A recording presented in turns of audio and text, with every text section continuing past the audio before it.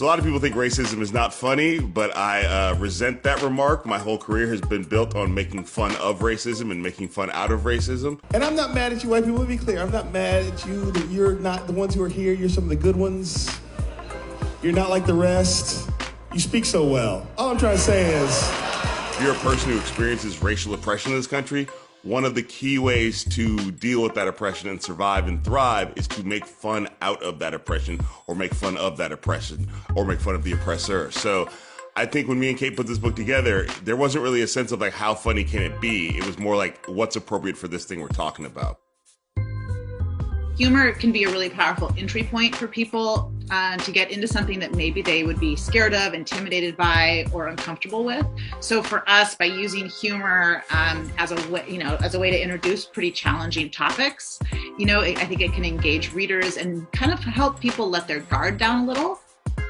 It's like the workbooks that you give your kids in the summer so they don't forget everything they learned during the school year, but it's for adults, and it's intended to engage people around racism, anti-racism, thinking about white supremacy and change making in ways that are fun and unexpected, hopefully challenging, and also hopefully entertaining. I happen to, not only is Kate white, but my wife is white, and I have a white mother-in-law. And so I often think about the fact that, like, when I came into the family, she had not had a lot of these conversations about race before, and I was sort of the one who put them out there.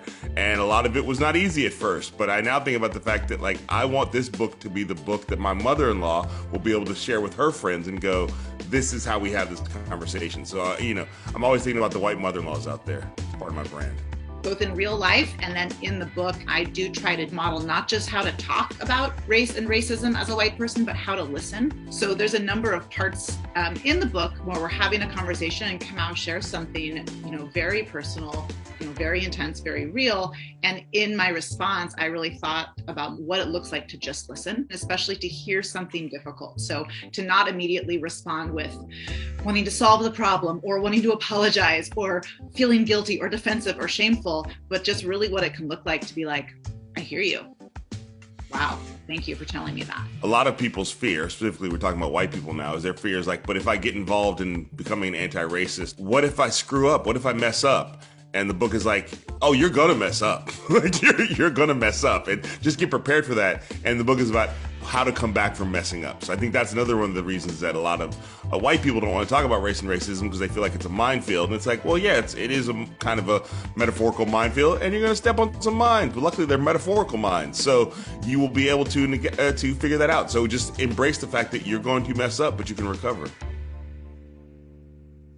Even if you do every activity in this book, it doesn't mean that you're done learning and doing the work. And I think we want to make that clear. The book is only successful if it encourages you and connects you with people, resources, other books, which is this. There's a bibliography, there's lists of things you can do in your community. There's a big list of things you can do to keep doing the work.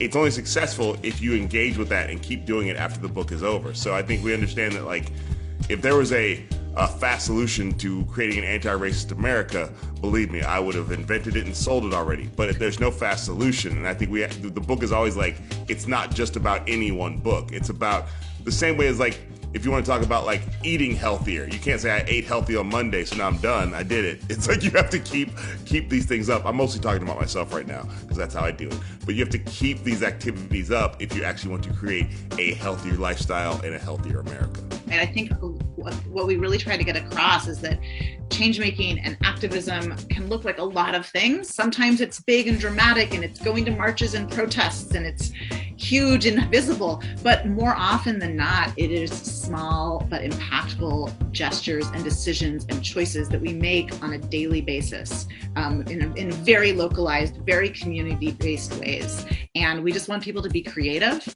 And rather than sitting there paralyzed saying, what do I do? I'm so overwhelmed. I don't know what to do. Figure some stuff out and just do it.